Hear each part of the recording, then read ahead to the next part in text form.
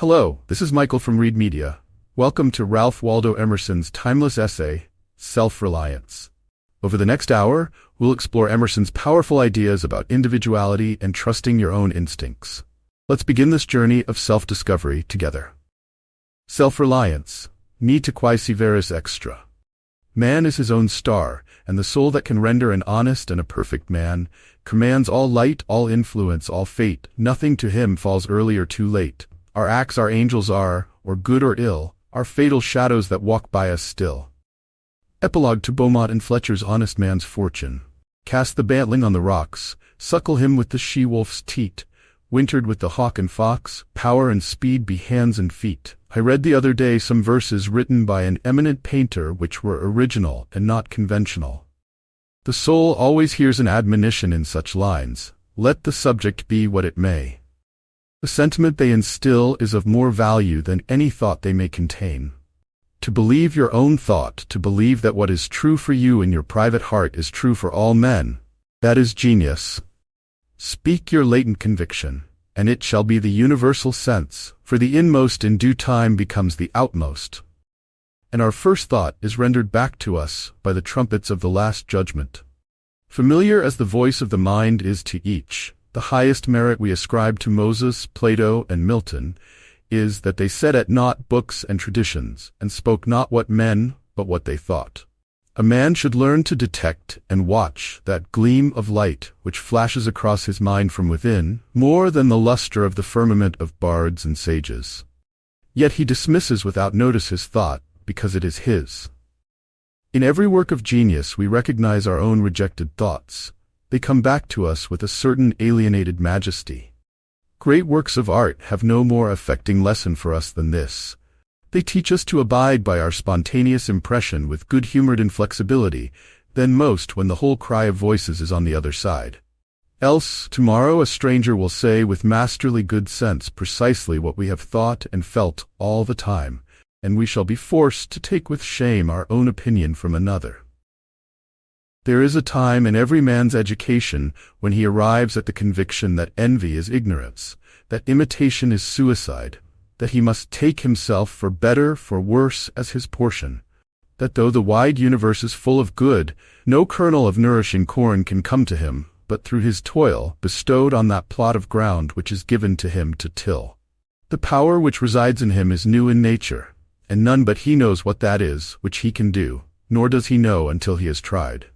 Not for nothing one face, one character, one fact makes much impression on him, and another none. This sculpture in the memory is not without pre-established harmony. The eye was placed where one ray should fall, that it might testify of that particular ray. We but half express ourselves, and are ashamed of that divine idea which each of us represents. It may be safely trusted as proportionate and of good issues, so it be faithfully imparted, but God will not have his work made manifest by cowards. A man is relieved and gay when he has put his heart into his work and done his best, but what he has said or done otherwise shall give him no peace. It is a deliverance which does not deliver. In the attempt his genius deserts him. No muse befriends, no invention, no hope. Trust thyself. Every heart vibrates to that iron string, except the place the divine providence has found for you, the society of your contemporaries, the connection of events. Great men have always done so, and confided themselves childlike to the genius of their age, betraying their perception that the absolutely trustworthy was seated at their heart, working through their hands, predominating in all their being. And we are now men, and must accept in the highest mind the same transcendent destiny, and not minors and invalids in a protected corner, not cowards fleeing before a revolution, but guides, redeemers, and benefactors, obeying the almighty effort and advancing on chaos in the dark. What pretty oracles nature yields us on this text, in the face and behavior of children, babes, and even brutes. That divided and rebel mind, that distrust of a sentiment because our arithmetic has computed the strength and means opposed to our purpose, these have not. Their mind being whole, their eye is as yet unconquered, and when we look in their faces, we are disconcerted. Infancy conforms to nobody, all conform to it, so that one babe commonly makes 4 or 5 out of the adults who prattle and play to it. So God has armed youth and puberty and manhood no less with its own piquancy and charm, and made it enviable and gracious, and its claims not to be put by, if it will stand by itself. Do not think the youth has no force, because he cannot speak to you and me. Hark! In the next room his voice is sufficiently clear and emphatic. It seems he knows how to speak to his contemporaries. Bashful or bold, then, he will know how to make us seniors very unnecessary. The nonchalance of boys who are sure of a dinner, and would disdain as much as a lord to do or say aught to conciliate one, is the healthy attitude of human nature. A boy is in the parlor what the pit is in the playhouse. Independent, irresponsible, looking out from his corner on such people and facts as pass by, he tries and sentences them on their merits, in the swift, summary way of boys, as good, bad, interesting, silly, eloquent, troublesome. He cumbers himself never about consequences, about interests. He gives an independent, genuine verdict. You must court him. He does not court you. But the man is, as it were, clapped into jail by his consciousness. As soon as he has once acted or spoken with eclat, he is a committed person, watched by the sympathy or the hatred of hundreds, whose affections must now enter into his account. There is no lethe for this. Ah, that he could pass again into his neutrality! Who can thus avoid all pledges, and having observed, observe again from the same unaffected, unbiased, unbribable, unaffrighted innocence, must always be formidable. He would utter opinions on all passing affairs, which being seen to be not private but necessary, would sink like darts into the ear of men, and put them in fear. These are the voices which we hear in solitude, but they grow faint and inaudible as we enter into the world. Society everywhere is in conspiracy against the manhood of every one of its members. Society is a joint stock company in which the members agree, for the better securing of his bread to each shareholder, to surrender the liberty and culture of the eater. The virtue in most request is conformity. Self-reliance is its aversion. It loves not realities and creators, but names and customs. Whoso would be a man must be a nonconformist. He who would gather immortal palms must not be hindered by the name of goodness, but must explore if it be goodness. Nothing is at last sacred but the integrity of your own mind. Absolve you to yourself, and you shall have the suffrage of the world. I remember an answer which when quite young I was prompted to make to a valued adviser, who was wont to importune me with the dear old doctrines of the Church. On my saying, "What have I to do with the sacredness of traditions, if I live wholly from within?" my friend suggested, "But these impulses may be from below, not from above." I replied, "They do not seem to me to be such, but if I am the devil's child, I will live then from the devil. No law can be sacred to me, but that of my nature. Good and bad are but names very readily transferable to that or this. The only right is what is after my constitution, the only wrong what is against it.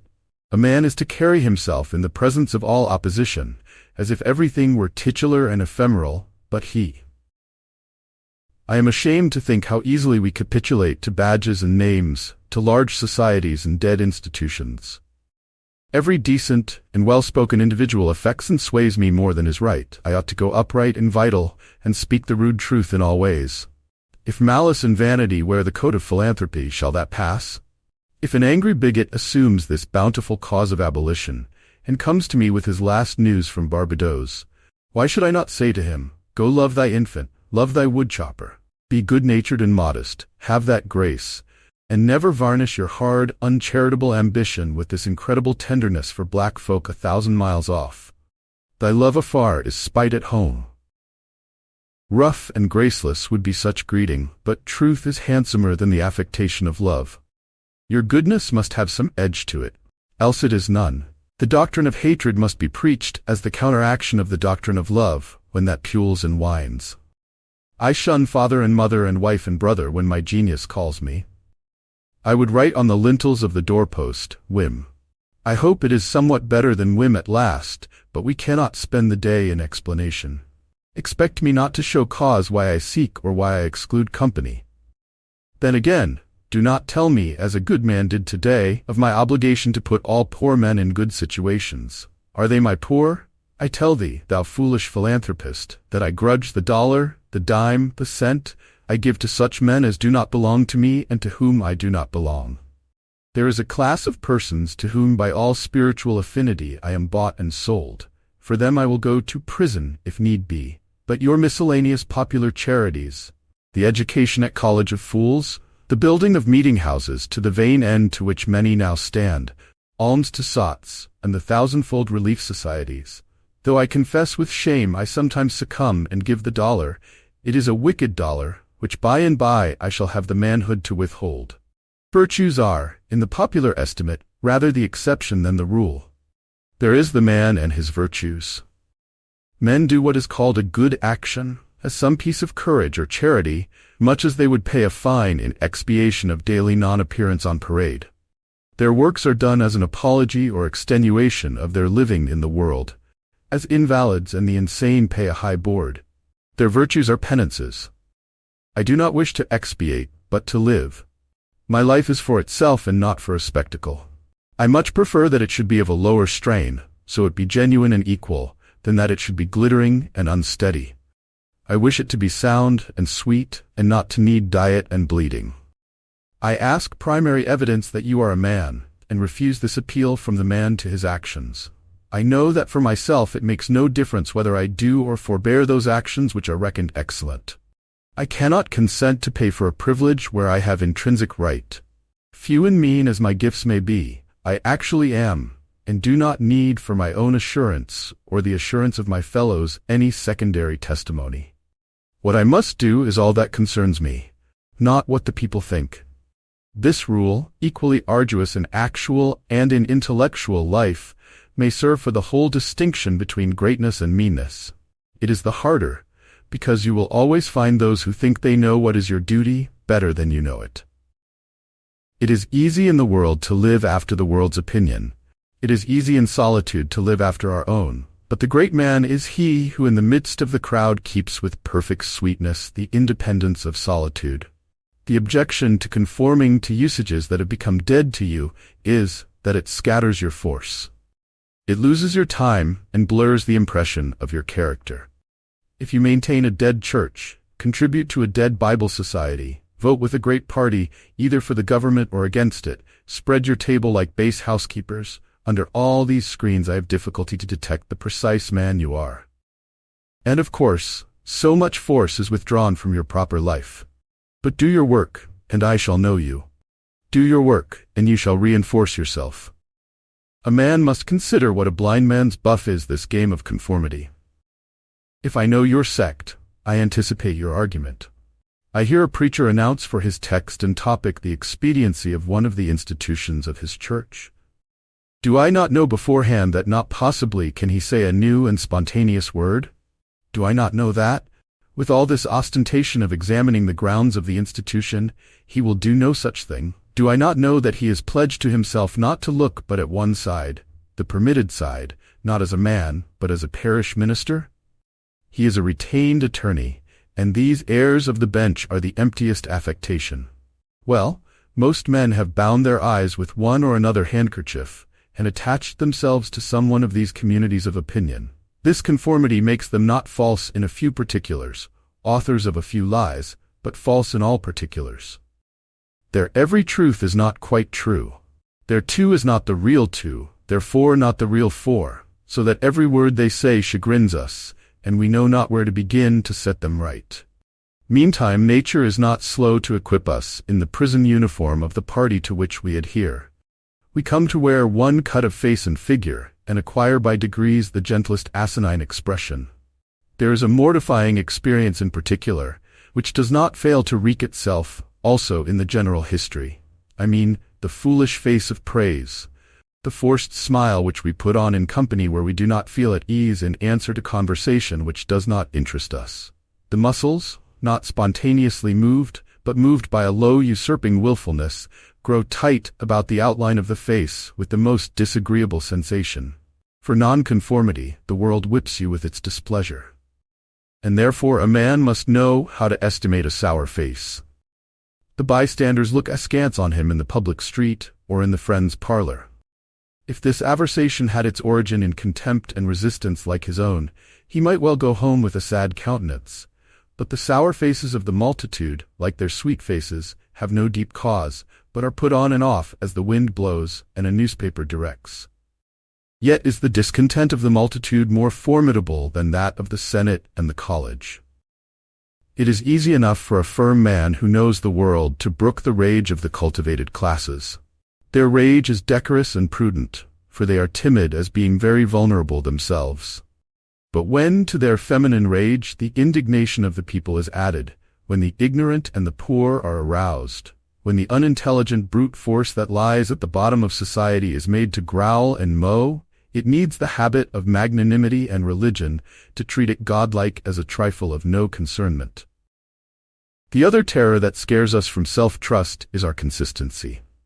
A reverence for our past act or word, because the eyes of others have no other data for computing our orbit than our past acts, and we are loath to disappoint them.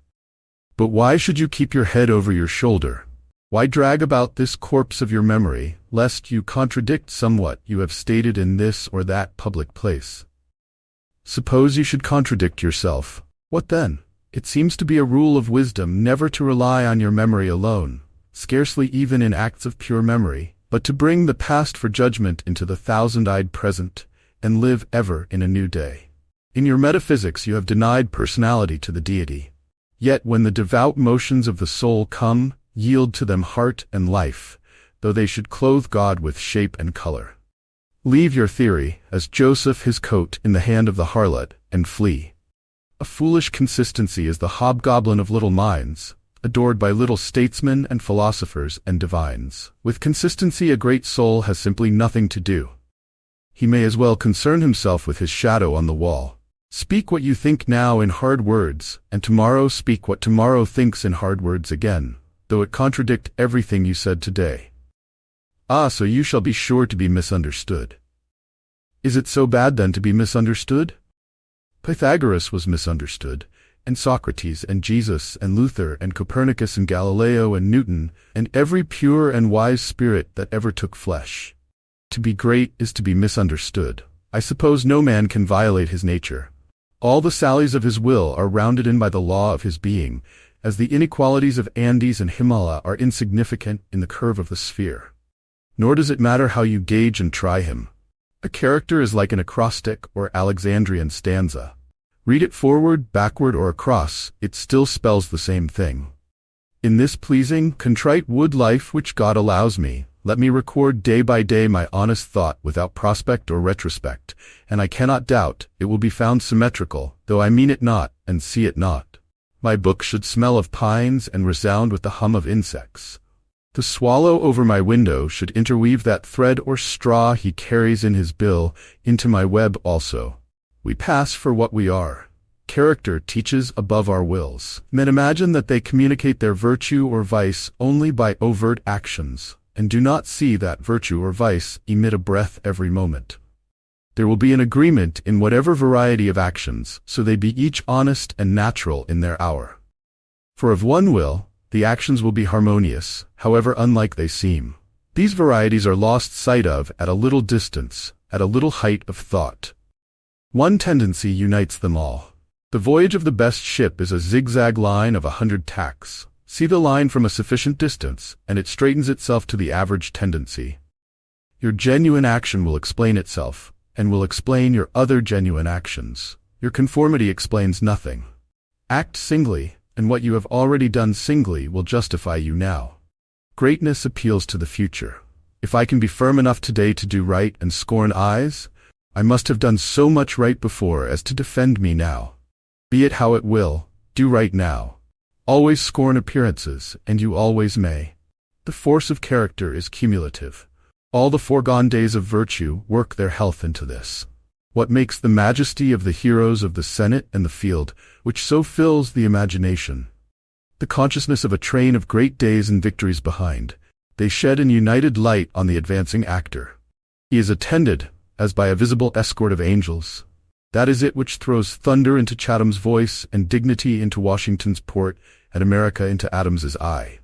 Honor is venerable to us because it is no ephemeris. It is always ancient virtue. We worship it today because it is not of today. We love it and pay it homage because it is not a trap for our love and homage, but is self-dependent, self-derived, and therefore of an old immaculate pedigree, even if shown in a young person. I hope in these days we have heard the last of conformity and consistency. Let the words be gazetted and ridiculous henceforward.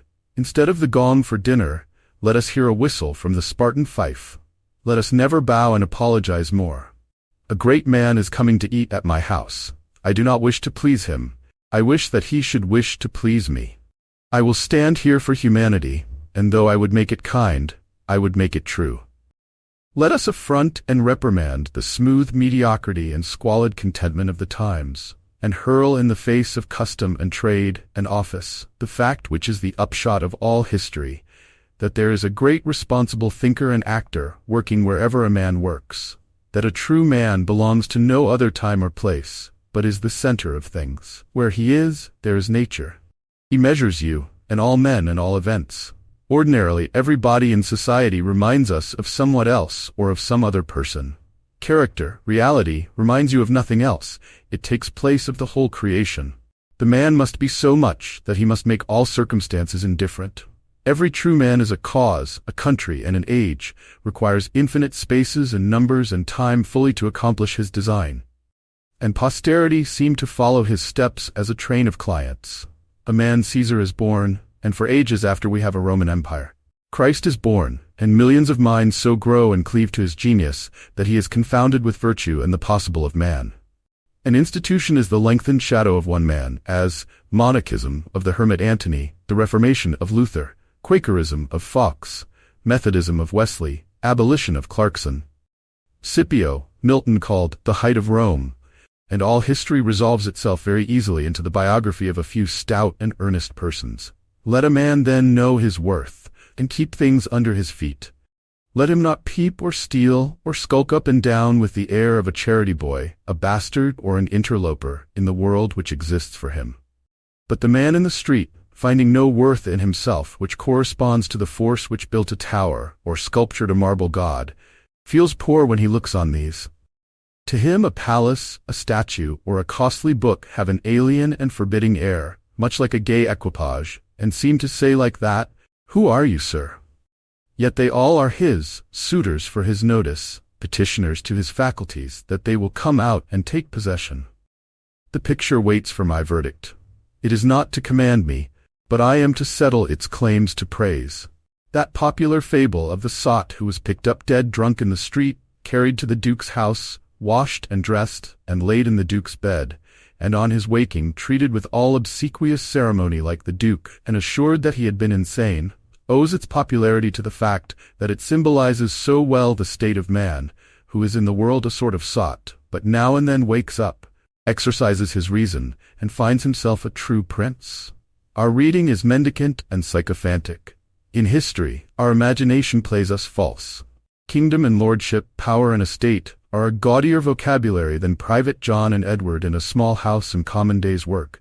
But the things of life are the same to both, the sum total of both is the same. Why all this deference to Alfred, and Skanderbeg and Gustavus? Suppose they were virtuous, did they wear out virtue? As great a stake depends on your private act today, as followed their public and renowned steps. When private men shall act with original views, the luster will be transferred from the actions of kings to those of gentlemen. The world has been instructed by its kings, who have so magnetized the eyes of nations. It has been taught by this colossal symbol, the mutual reverence that is due from man to man. The joyful loyalty with which men have everywhere suffered the king, the noble, or the great proprietor to walk among them by a law of his own, make his own scale of men and things and reverse theirs, pay for benefits not with money, but with honor, and represent the law in his person, was the hieroglyphic by which they obscurely signified their consciousness of their own right and comeliness.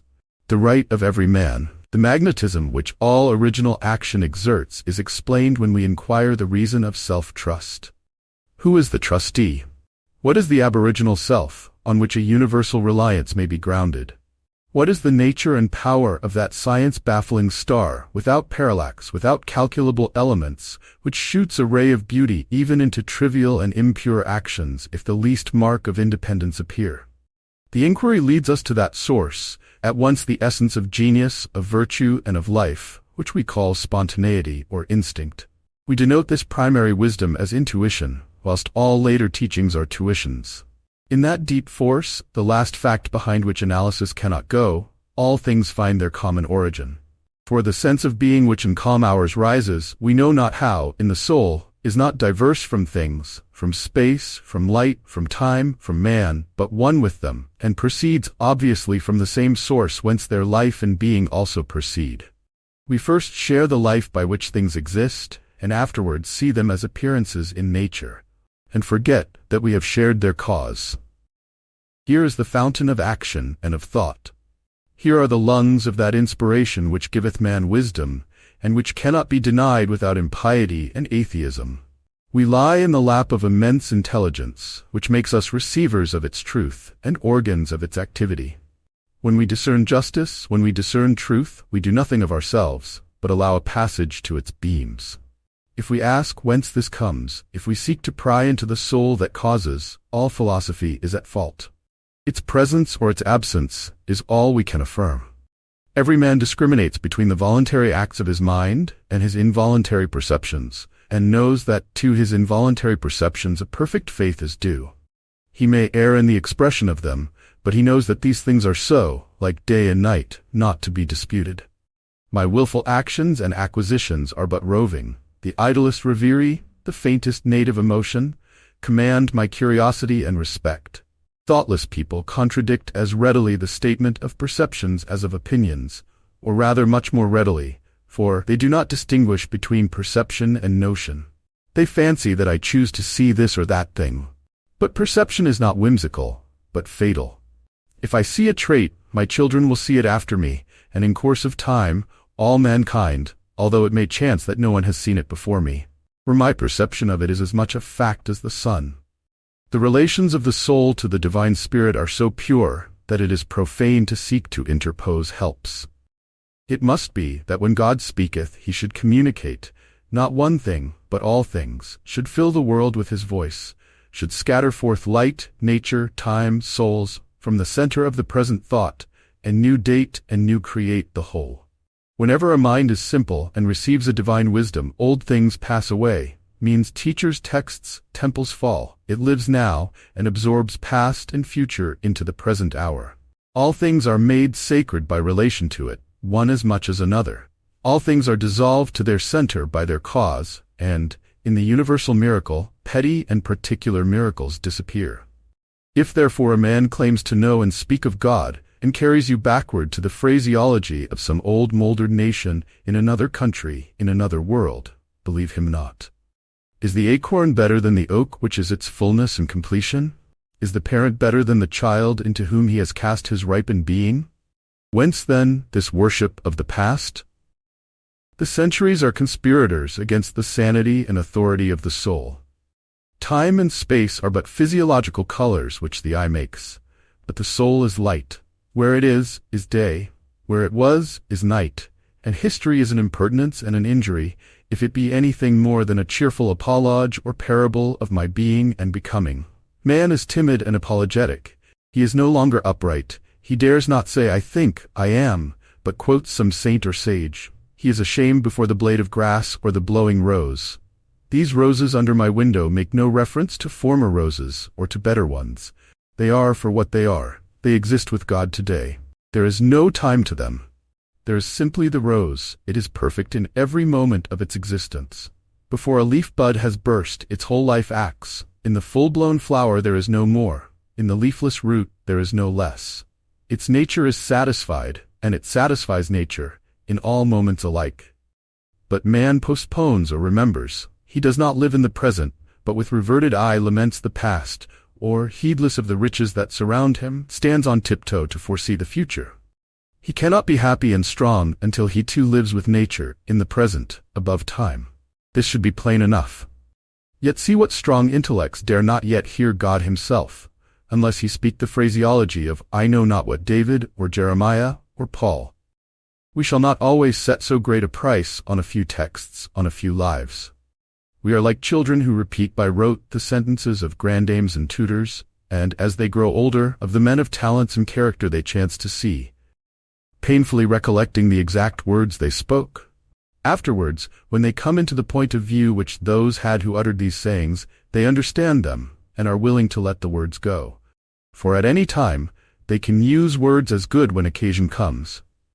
If we live truly, we shall see truly. It is as easy for the strong man to be strong, as it is for the weak to be weak. When we have new perception, we shall gladly disburden the memory of its hoarded treasures as old rubbish. When a man lives with God, his voice shall be as sweet as the murmur of the brook and the rustle of the corn. And now at last the highest truth on this subject remains unsaid, probably cannot be said, for all that we say is the far-off remembering of the intuition. That thought, by what I can now nearest approach to say it, is this. When good is near you, when you have life in yourself, it is not by any known or accustomed way. You shall not discern the footprints of any other. You shall not see the face of man. You shall not hear any name. The way, the thought, the good, shall be wholly strange and new. It shall exclude example and experience. You take the way from man, not to man. All persons that ever existed are its forgotten ministers. Fear and hope are alike beneath it. There is somewhat low even in hope. In the hour of vision, there is nothing that can be called gratitude, nor properly joy. The soul raised over passion beholds identity and eternal causation, perceives the self-existence of truth and right, and calms itself with knowing that all things go well. Vast spaces of nature, the Atlantic Ocean, the South Sea, long intervals of time, years, centuries, are of no account. This which I think and feel underlay every former state of life and circumstances, as it does underlie my present and what is called life and what is called death. Life only avails, not the having lived. Power ceases in the instant of repose. It resides in the moment of transition from a past to a new state, in the shooting of the gulf, in the darting to an aim. This one fact the world hates, that the soul becomes, for that forever degrades the past, turns all riches to poverty, all reputation to a shame, confounds the saint with the rogue, shoves Jesus and Judas equally aside. Why then do we prate of self-reliance? Inasmuch as the soul is present, there will be power not confident, but agent. To talk of reliance is a poor external way of speaking. Speak rather of that which relies, because it works and is. Who has more obedience than I masters me, though he should not raise his finger. Round him I must revolve by the gravitation of spirits. We fancy it rhetoric, when we speak of eminent virtue. We do not yet see that virtue is height, and that a man or a company of men, plastic and permeable to principles, by the law of nature must overpower and ride all cities, nations, kings, rich men, poets, who are not.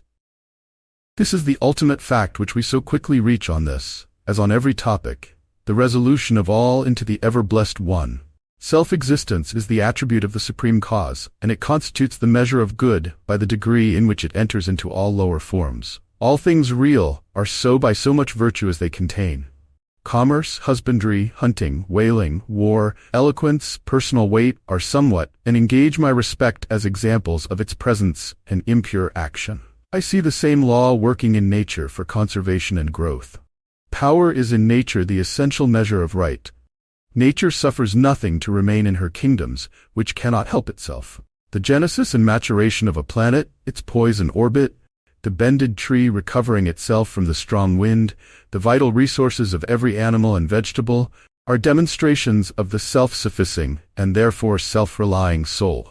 Thus all concentrates. Let us not rove. Let us sit at home with the cause. Let us stun and astonish the intruding rabble of men and books and institutions by a simple declaration of the divine fact. Bid the invaders take the shoes from off their feet, for God is here within. Let our simplicity judge them, and our docility to our own law demonstrate the poverty of nature and fortune beside our native riches. But now we are a mob. Man does not stand in awe of man, nor is his genius admonished to stay at home, to put itself in communication with the internal ocean, but it goes abroad to beg a cup of water of the urns of other men. We must go alone. I like the silent church before the service begins, better than any preaching. How far off, how cool, how chaste the persons look, begirt each one with a precinct or sanctuary. So let us always sit. Why should we assume the faults of our friend, or wife, or father, or child, because they sit around our hearth, or are said to have the same blood? All men have my blood, and I have all men's. Not for that will I adopt their petulance or folly, even to the extent of being ashamed of it. But your isolation must not be mechanical, but spiritual, that is, must be elevation. At times the whole world seems to be in conspiracy to importune you with emphatic trifles. Friend, client, child, sickness, fear, want, charity, all knock at once at thy closet door and say, Come out unto us. But keep thy state, come not into their confusion.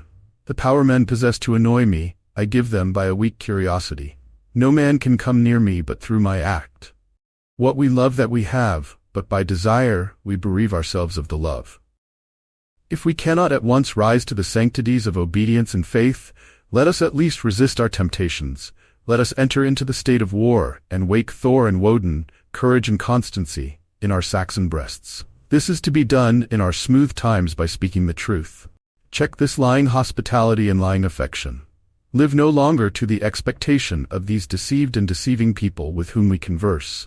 Say to them, O father, O mother, O wife, O brother, O friend, I have lived with you after appearances hitherto. Henceforward, I am the truth's. Be it known unto you that henceforward I obey no law less than the eternal law. I will have no covenants but proximities. I shall endeavor to nourish my parents, to support my family, to be the chaste husband of one wife. But these relations I must fill after a new and unprecedented way. I appeal from your customs. I must be myself. I cannot break myself any longer for you or you. If you can love me for who I am, we shall be happier. If you cannot, I will still seek to deserve that you should. I will not hide my tastes or aversions. I will so trust that what is deep is holy that I will do strongly before the sun and moon whatever inly rejoices me, and the heart appoints. If you are noble, I will love you. If you are not, I will not hurt you and myself by hypocritical attentions. If you are true, but not in the same truth with me, cleave to your companions. I will seek my own. I do this not selfishly, but humbly and truly. It is alike your interest, mine and all men's, however long we have dwelt in lies, to live in truth. Does this sound harsh today? You will soon love what is dictated by your nature as well as mine, and if we follow the truth, it will bring us out safe at last. But so you may give these friends pain. Yes, but I cannot sell my liberty and my power to save their sensibility. Besides, all persons have their moments of reason. When they look out into the region of absolute truth, then will they justify me and do the same thing. The populace think that your rejection of popular standards is a rejection of all standards and mere antinomianism, and the bold sensualist will use the name of philosophy to gild his crimes. But the law of consciousness abides. There are two confessionals, in one or the other of which we must be shriven. You may fulfill your round of duties by clearing yourself in the direct or in the reflex way. Consider whether you have satisfied your relations to father, mother, cousin, neighbor, town, cat, and dog, whether any of these can upbraid you. But I may also neglect this reflex standard and absolve me to myself. I have my own stern claims and perfect circle. It denies the name of duty to many offices that are called duties. But if I can discharge its debts, it enables me to dispense with the popular code. If anyone imagines that this law is lax, let him keep its commandment one day. And truly, it demands something godlike in him who has cast off the common motives of humanity and has ventured to trust himself for a taskmaster. High be his heart, faithful his will, clear his sight, that he may in good earnest be doctrine, society, law, to himself, that a simple purpose may be to him as strong as iron necessity is to others. If any man consider the present aspects of what is called by distinction society, he will see the need of these ethics. The sinew and heart of man seem to be drawn out, and we are become timorous, desponding whimperers. We are afraid of truth, afraid of fortune, afraid of death, and afraid of each other. Our age yields no great and perfect persons. We want men and women who shall renovate life and our social state, but we see that most natures are insolvent, cannot satisfy their own wants, have an ambition out of all proportion to their practical force, and do lean and beg day and night continually. Our housekeeping is mendicant, our arts, our occupations, our marriages, our religion, we have not chosen, but society has chosen for us. We are parlor soldiers. We shun the rugged battle of fate, where strength is born. If our young men miscarry in their first enterprises, they lose all heart. If the young merchant fails, men say he is ruined. If the finest genius studies at one of our colleges, and is not installed in an office within 1 year afterwards in the cities or suburbs of Boston or New York, it seems to his friends and to himself that he is right in being disheartened and in complaining the rest of his life. A sturdy lad from New Hampshire or Vermont, who in turn tries all the professions, who teams it, farms it, peddles, keeps a school, preaches, edits a newspaper, goes to Congress, buys a township, and so forth, in successive years, and always, like a cat, falls on his feet, is worth 100 of these city dolls. He walks abreast with his days and feels no shame in not studying a profession, for he does not postpone his life, but lives already. He has not one chance, but 100 chances. Let a Stoic open the resources of man and tell men they are not leaning willows, but can and must detach themselves. That with the exercise of self-trust, new powers shall appear. That a man is the Word made flesh, born to shed healing to the nations, that he should be ashamed of our compassion, and that the moment he acts from himself, tossing the laws, the books, idolatries, and customs out of the window, we pity him no more, but thank and revere him.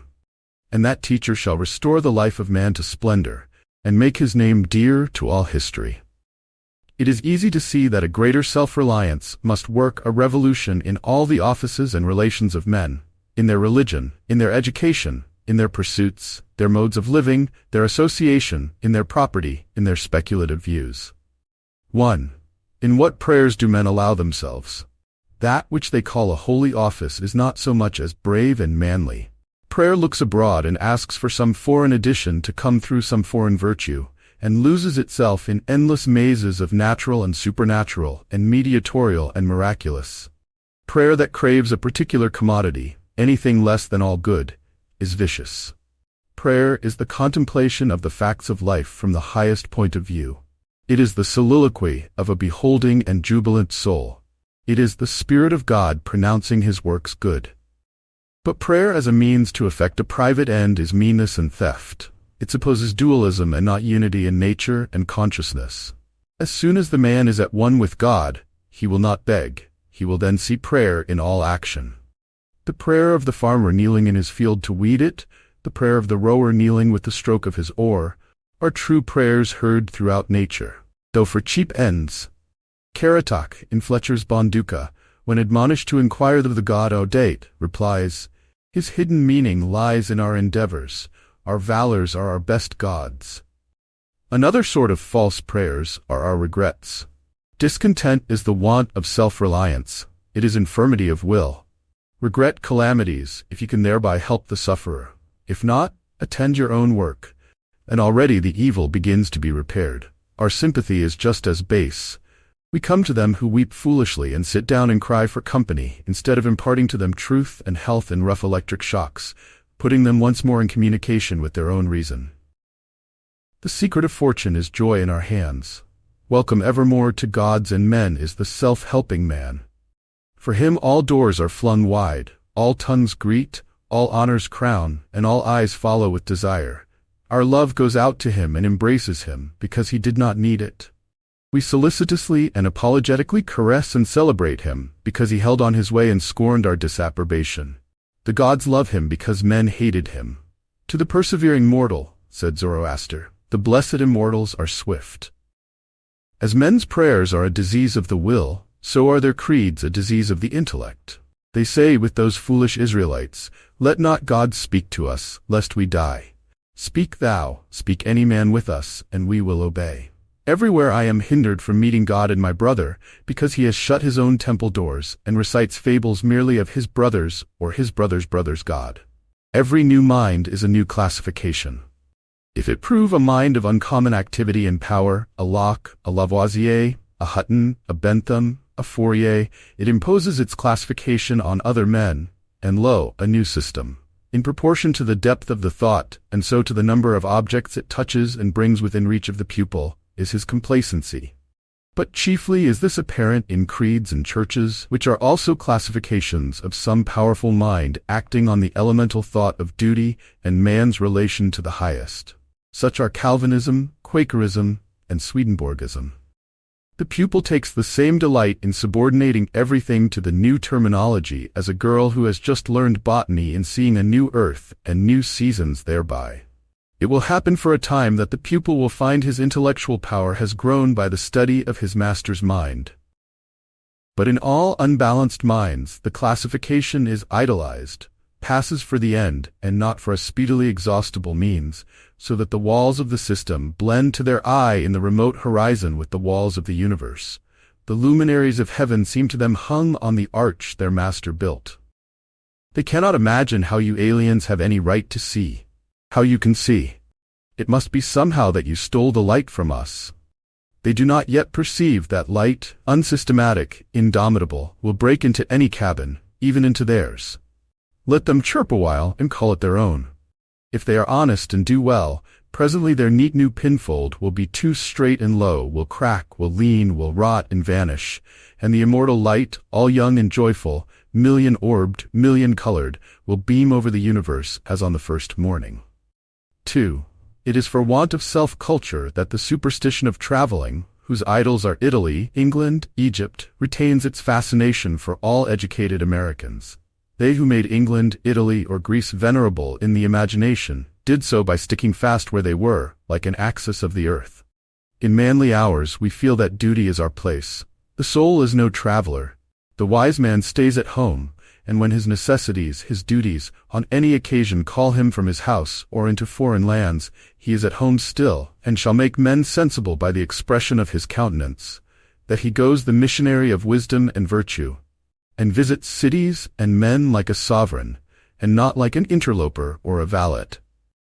I have no churlish objection to the circumnavigation of the globe, for the purposes of art, of study, and benevolence, so that the man is first domesticated, or does not go abroad with the hope of finding somewhat greater than he knows. He who travels to be amused, or to get somewhat which he does not carry, travels away from himself, and grows old even in youth among old things. In Thebes, in Palmyra, his will and mind have become old and dilapidated as they. He carries ruins to ruins. Traveling is a fool's paradise. Our first journeys discover to us the indifference of places. At home I dream that at Naples, at Rome, I can be intoxicated with beauty, and lose my sadness. I pack my trunk, embrace my friends, embark on the sea, and at last wake up in Naples, and there beside me is the stern fact, the sad self, unrelenting, identical, that I fled from. I seek the Vatican and the palaces. I affect to be intoxicated with sights and suggestions, but I am not intoxicated. My giant goes with me wherever I go. 3. But the rage of traveling is a symptom of a deeper unsoundness affecting the whole intellectual action. The intellect is vagabond, and our system of education fosters restlessness. Our minds travel when our bodies are forced to stay at home. We imitate, and what is imitation but the traveling of the mind? Our houses are built with foreign taste. Our shelves are garnished with foreign ornaments. Our opinions, our tastes, our faculties lean and follow the past and the distant. The soul created the arts wherever they have flourished. It was in his own mind that the artist sought his model. It was an application of his own thought to the thing to be done and the conditions to be observed. And why need we copy the Doric or the Gothic model? Beauty, convenience, grandeur of thought, and quaint expression are as near to us as to any, and if the American artist will study with hope and love the precise thing to be done by him, considering the climate, the soil, the length of the day, the wants of the people, the habit and form of the government, he will create a house in which all these will find themselves fitted, and taste and sentiment will be satisfied also. Insist on yourself, never imitate. Your own gift you can present every moment with the cumulative force of a whole life's cultivation, but of the adopted talent of another, you have only an extemporaneous half-possession.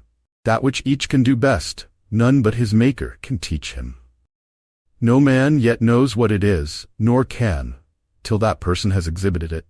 Where is the master who could have taught Shakespeare? Where is the master who could have instructed Franklin, or Washington, or Bacon, or Newton? Every great man is a unique. The Scipionism of Scipio is precisely that part he could not borrow. Shakespeare will never be made by the study of Shakespeare. Do that which is assigned you, and you cannot hope too much or dare too much. There is at this moment for you an utterance brave and grand as that of the colossal chisel of Phidias, or trowel of the Egyptians, or the pen of Moses or Dante, but different from all these. Not possibly will the soul all rich, all eloquent, with thousand-cloven tongue, deign to repeat itself. But if you can hear what these patriarchs say, surely you can reply to them in the same pitch of voice. For the ear and the tongue are two organs of one nature. Abide in the simple and noble regions of thy life. Obey thy heart, and thou shalt reproduce the foreworld again. 4. As our religion, our education, our art, look abroad, so does our spirit of society. All men plume themselves on the improvement of society, and no man improves. Society never advances. It recedes as fast on one side as it gains on the other. It undergoes continual changes. It is barbarous, it is civilized, it is Christianized, it is rich, it is scientific, but this change is not amelioration. For everything that is given, something is taken. Society acquires new arts and loses old instincts. What a contrast between the well-clad, reading, writing, thinking American, with a watch, a pencil, and a bill of exchange in his pocket, and the naked New Zealander, whose property is a club, a spear, a mat, and an undivided 20th of a shed to sleep under. But compare the health of the two men, and ye shall see that the white man has lost his aboriginal strength. If the traveler tell us truly, strike the savage with a broad axe, and in a day or two the flesh shall unite and heal, as if you struck the blow into soft pitch, and the same blow shall send the white to his grave. The civilized man has built a coach, but has lost the use of his feet. He is supported on crutches, but lacks so much support of muscle. He has a fine Geneva watch, but he fails of the skill to tell the hour by the sun. A Greenwich nautical almanac he has, and so being sure of the information when he wants it, the man in the street does not know a star in the sky. The solstice he does not observe, the equinox he knows as little, and the whole bright calendar of the year is without a dial in his mind. His notebooks impair his memory. His libraries overload his wit. The insurance office increases the number of accidents. And it may be a question whether machinery does not encumber, whether we have not lost by refinement some energy, by a Christianity entrenched in establishments and forms, some vigor of wild virtue. For every Stoic was a Stoic, but in Christendom where is the Christian? There is no more deviation in the moral standard than in the standard of height or bulk. No greater men are now than ever were.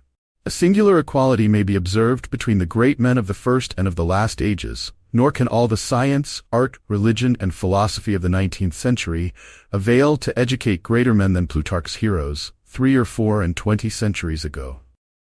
Not in time is the race progressive.